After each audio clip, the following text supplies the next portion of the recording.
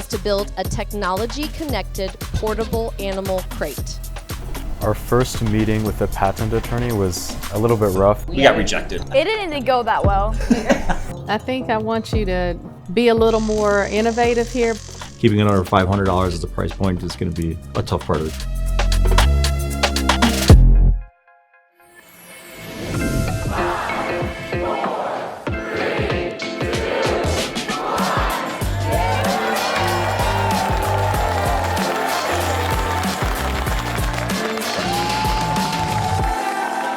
I think our biggest challenge will be differentiating ourselves from our competitors. Right away we thought it was really hard because like the topic that we had before, I would say it's easier than the one that we had now. I thought it was a very useful idea. Like my dog doesn't do too well in cars. My little brother has been vomited on a couple times. So. I'm really excited, especially since like my dog has seizures and anxiety. I think I have a lot of ideas already. I mean, my dog also has severe anxiety, so it's very pertinent to an issue that my family faces. Yeah. I have experience being around hunting outfitters, hauling 20 different dogs at a time, having to monitor them, transport them. So on day one of our competitions, the teams learn the challenge and figure out what they're going to have to build. Next, they have a long period of ideation where they can discuss with their team members, as well as utilize the mentors that we bring on site for them. I feel like we're really good at spitfiring ideas out too. Like we're all really good at just kind of like compiling different ideas. The biggest challenge so far is just coming up with the idea. Last Make48 competition, we came up with the idea very quickly. We were the first ones prototyping. We were in the makerspace, testing out different ideas and how to work things out, physical things in our hands, very early out of the gate. This time it has taken us so much longer to actually have things in our hands to play with. With like the Thunder Vest idea that's already out there, if we have some type of mesh like walls that can close in and create a little bit of a snug spot for them, then that can help reduce their anxiety, and it can also keep them safe if they're traveling. Keep them immobilized after surgery. But then it can also be a one crate fits all. You can adjust these mesh sides so it can fit a large dog, small dog, cat, all different types. And they wouldn't be moving around in it? Yeah. Okay. Keeping it under $500 as a price point is going to be a tough part of the challenge. Yeah, because you want to add all the bells and whistles. Right. Bells and whistles cost money. Lacey thinks really big, and so she's thinking like the consumer market and how we could make this more sellable, and I think all of those things are great when you're trying to make something that you're going to take to market and that you're going to get a patent on, but we also have a really strict checklist, and so it's been hard to think of what we could really market and what this competition is requiring.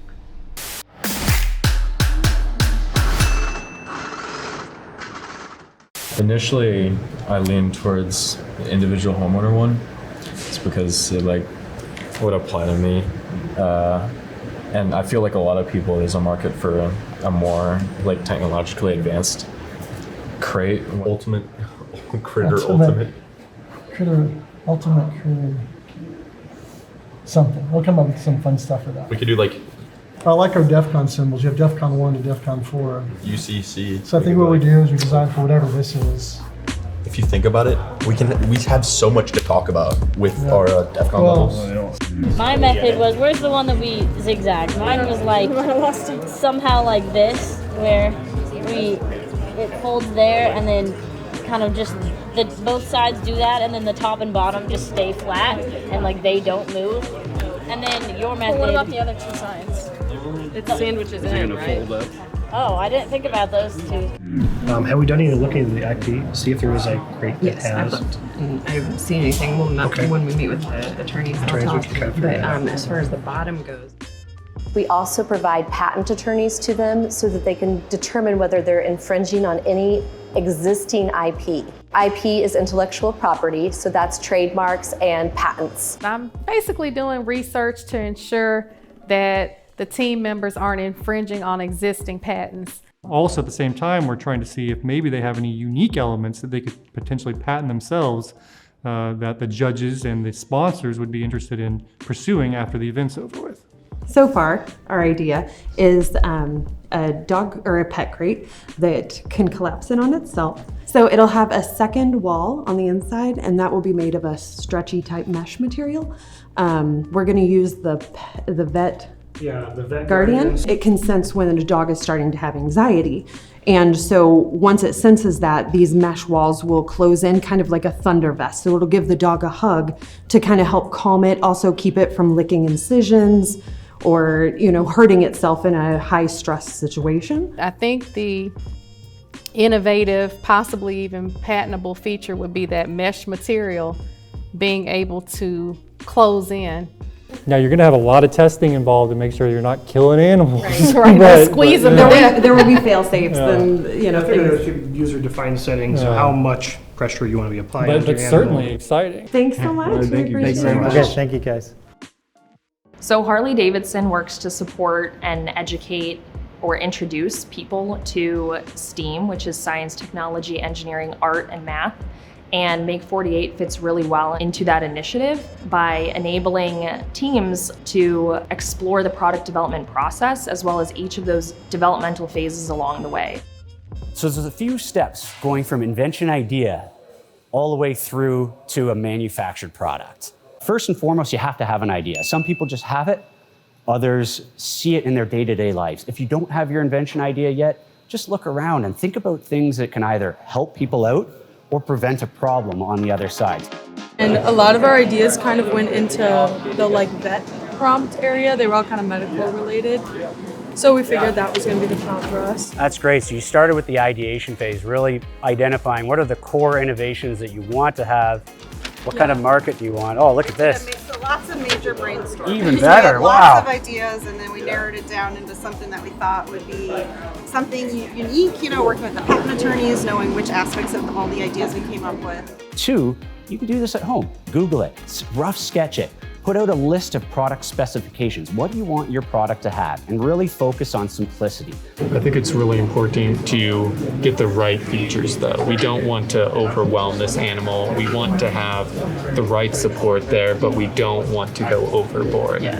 I really go at it from the heart. I think about my pets and I think about situations that they could be in and how I would want them protected. We travel a lot with our dogs. We love to go camping and you never know what could happen. So you want to make sure that you have that safety in place for them. We have airbags, they should too.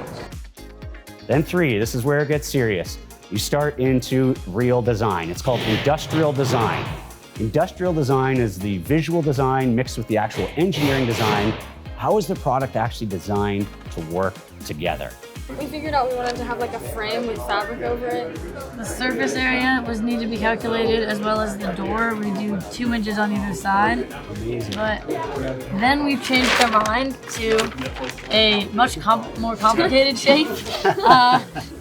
Well, I gave them what you were talking about. It looks like he's got a little bit of a model from that foundation. Oh yeah.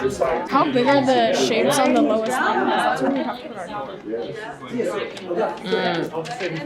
Yep, that's a good question. For the bottom, you mean the row on the bottom that don't count? Yeah. Would have to have one open space big enough for our little animals to fit through. Is the thought that you would just leave some of it, don't attach some of them for the door, or is that door a separate feature? We're putting a fabric cover over it, so it would just be a flap. Like a so camper, we just need a space. like a tent. We just need an open space big enough. Once you've got your industrial design, now you're into the very hardcore engineering, and that's detailed engineering, prototyping, and testing. And this is critical to perfect your product. Then you go into manufacturing prep, and once you're done all of that, you're ready for production.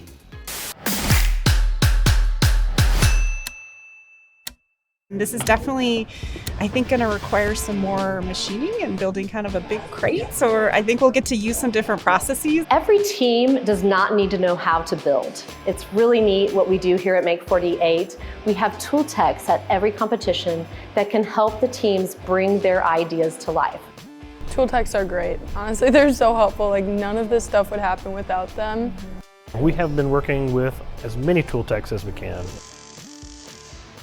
I think one of the most beneficial things has had to be the assistance with the CAD. The most beneficial for us, at least, is the CAD. We used to work with the CAD people to design our custom connectors. You know, they don't have a lot of experience doing 3D modeling themselves, so we're using the 3D modeling team here to do that for us. We also tip the hat to the Onshape folks too, that they've been very helpful in taking our sketches and ideas. And although we have some rudimentary skills, you know, those guys who are living and breathing every day.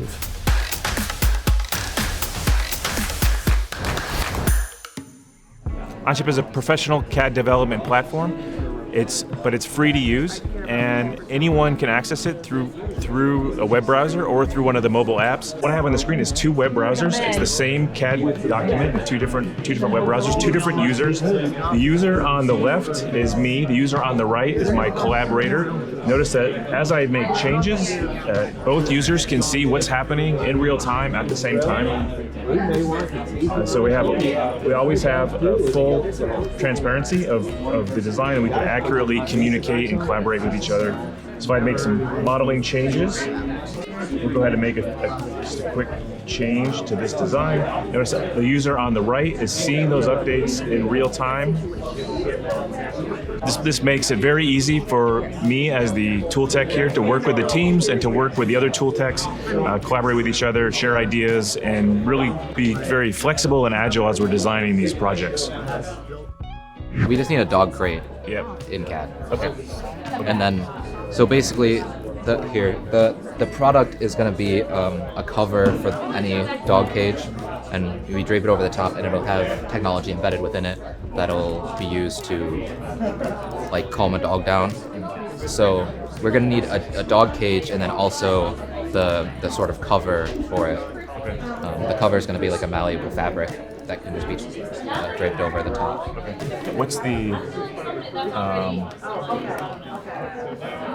your cover going to be? Is it just going to go over like 3 sides? Or? I think we're still working with the exact layout of the cover.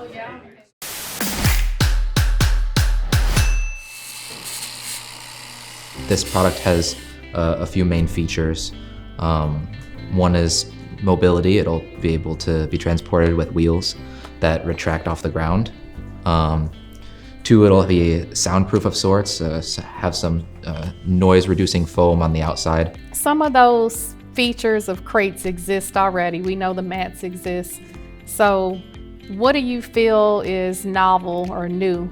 I think the wheels would have like the greatest opportunity to patent. And there are patents that we would search for wheels, such as a portable pet carrying system, and it really has the platform with the handle and the wheels, and then you can set the crate upon it. Now yours is a little bit different, as the wheels will be part of the crate.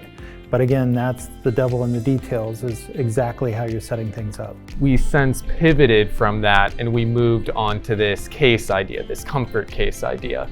We spoke with them a little early on. I mean, we didn't have our concept completely developed fully, so we got rejected. We did not get rejected. It didn't go that well. What we came up with is an idea that it's a collapsible crate, so that's not anything new. And then basically the front door of it is going to house the technology down that was provided by the Guardian? the Vet Guardian, and then the T-Mobile. To me, what I'm hearing is a collapsible crate using the existing Vet Guard invention, but it solves a problem. But it doesn't matter what the problem is per se when you're trying to be innovative and not infringing. So if someone else's is to just track your dog and you say, oh no, mine is specifically for a hurricane, that doesn't matter. Okay, makes sense. So, because all of these elements, collapsible crates exist, the Vet Guard exists. Right, yep. Yeah. So how are you using this in a unique way? How is the structure new and unique? So for someone at home that's worried about whether or not their idea is taken, is first they want to ensure that they do their own research, and we call that due diligence. Couple of searches you can do is just a plain old Google search, where you go out there and you try to find the concepts that you're talking about. And people say, well, that's really difficult. I have to read all these sites. Well, there's a little trick you can do. There's that little images button up there. You click the images, and then you're able to view all of these concepts. And they say a picture says 1,000 words. Well, you get those 1,000 words real quick. And then you can take that and then you can feed that into something like Google Patent and try to do a search. And then after that, you probably need a professional just to make sure that it's not hidden somewhere else. Because just because the product isn't for sale doesn't mean someone hasn't filed a patent application on it before. It's been really impactful for me because, like I said, I'm here to learn a lot, and being around the tool techs, I get like these relationships where I can look up to these people because I'm a younger guy. I'm only 17. I can learn like all their techniques and all the best way to do this, the best way to do that, and so I learn a lot. Right now we're working with Whitney, she has the sewing machine.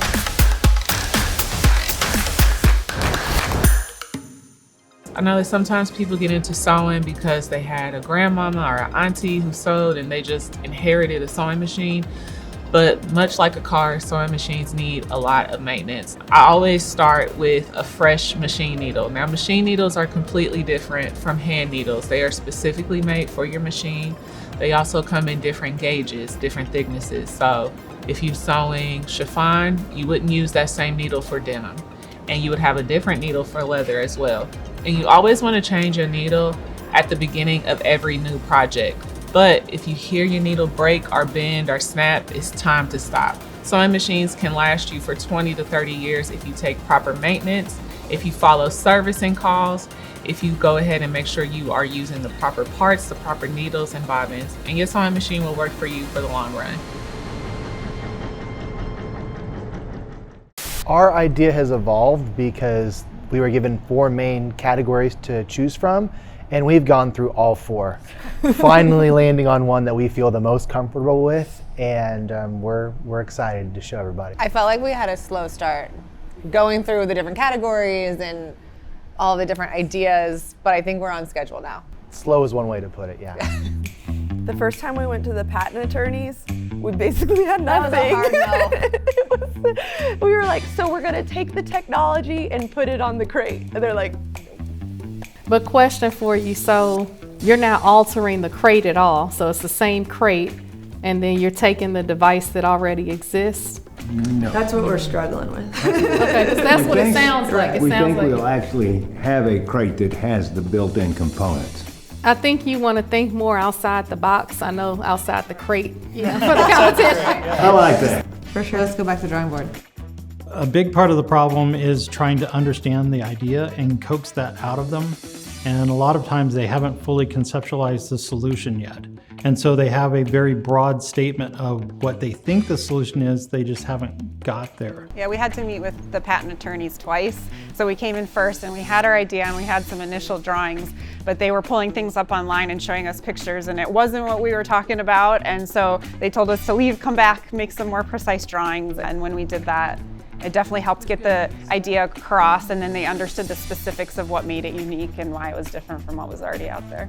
But I think you have 3 really good ideas that you can explore on, then come back to us and we'll drill down into exactly how you think you might be doing this. Our first meeting with the patent attorney was a little bit rough. We were planning on implementing all 3 businesses that were given to us, the Zounds, T-Mobile, and Vet Guardian, but we really quickly realized that it's not very original. I think I want you to be a little more innovative here, because it sounds to me that you're taking the crate and adding an existing product that you want to solve a problem with by already using what the product does, so it's more so just adding the device to the crate. But they did lead us down the right track, and they told us that our AC unit was probably the most important and unique part of our build. We have these interlocking, basically air conditioning, that they can purchase a separate temperature control unit that links to all of these crates and combines all of their air systems into one. So that each module you don't have to buy a module and worry about it having its own power source necessarily with its own air conditioning unit. The modular crate system with the cooling, as far as anything I can find, there are only systems that you would apply to a single crate. So there's probably something there that you could explore for sure. I'm somewhat worried for pet safety. Because if you have something that is sealed and then you're controlling the air in, you're also going to have to control the air out, and you're also going to have to allow for air exchange to make sure there's oxygen to the pet. What the process involves, because of course we're racing against the clock in only 48 hours, is we're making it look easier than it seems, because we're using free tools like uspto.gov and Google Patents just to see what exists. But in real life, it takes a lot longer to conduct a patent search because we have to ensure we're looking at synonyms. You may call something a crate, another patent attorney may call that a carrier, someone else may call that a housing structure. So you want to pack your patience, you want to do your own research, and you want to hire qualified help. Tool techs, we've worked with so many of them. Last time we relied on them so much, and same with this time. The last time around we used the 3D printers because we made a much smaller kind of gadget that had a lot more intricate aspects of it. This time around we're using the big machines, so it's kind of cool to get to do both aspects. Yeah. So through this process, we've worked with a wide variety of tool techs. This is a project that for our purposes at least has required a lot of different skill sets to kind of put together. We've used woodworking, we've used laser cutting for the acrylic, we've used all 3D printing.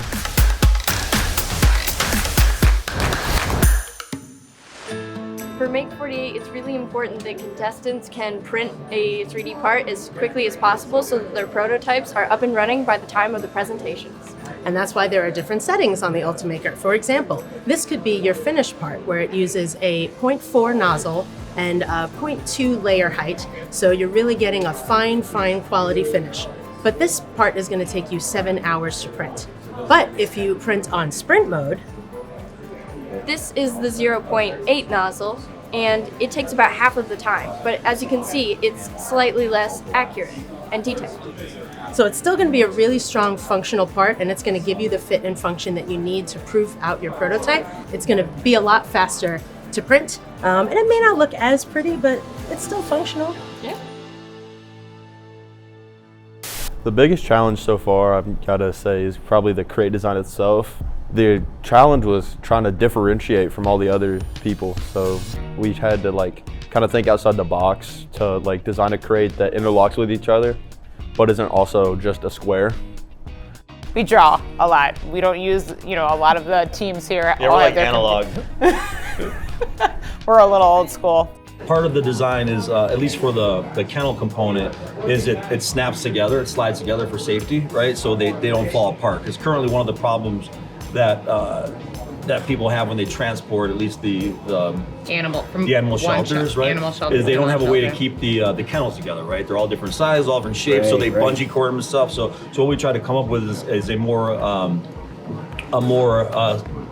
refined version that snaps together.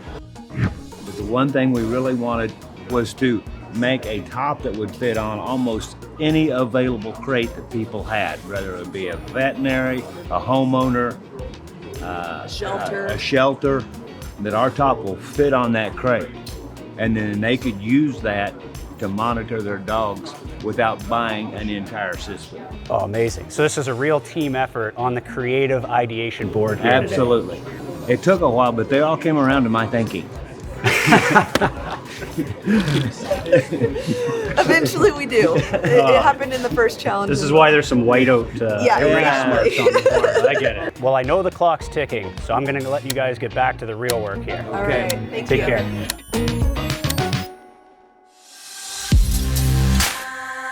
We made it to the Westlake Ace. Let's ask somebody. Stop freaking out.